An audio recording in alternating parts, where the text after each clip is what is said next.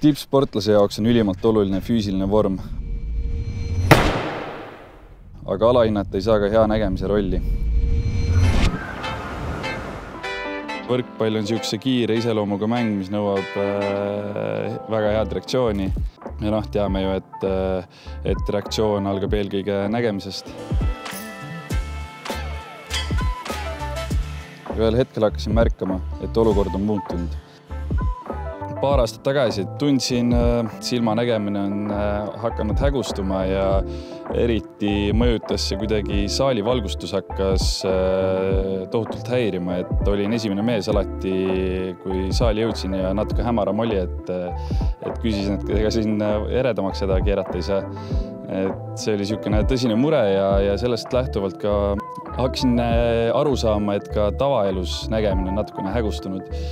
Tagasi mõeldes, ega autoroolis tegelikult oli see asi niimoodi, et ega neid kaugemaid silte oli keeruline lugeda ja aru saada neist, et täna seda probleemi enam ei ole ja see on väga nauditav.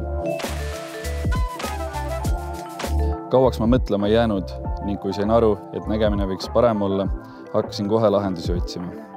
Avastasin internetis surfates KSA silmakeskuse ja võtsin ühendust. Sain üsna kiirelt aja uuringuks, millest selgus, et kvalifitseerun protseduurile. Ei mõelnud hetkekski ja võtsin selle teekonna ette. Protseduur algas mul vist hommikul kell 8, kell 9 olid mul sammud juba koduteel. Laser ise oli seal umbes mõnikümmend sekund ühes silmas, mõnikümmend sekund teises silmas ja oligi kogu muusika.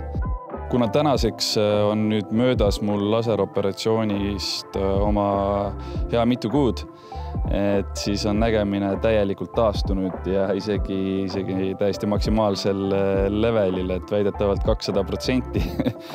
Kindlasti aitab see ka palliplatsil minu saavutustele ja tulemustele kaasa. Tippsportlane treenib iga päev, et saada natukenegi paremaks, tugevamaks, kiiremaks.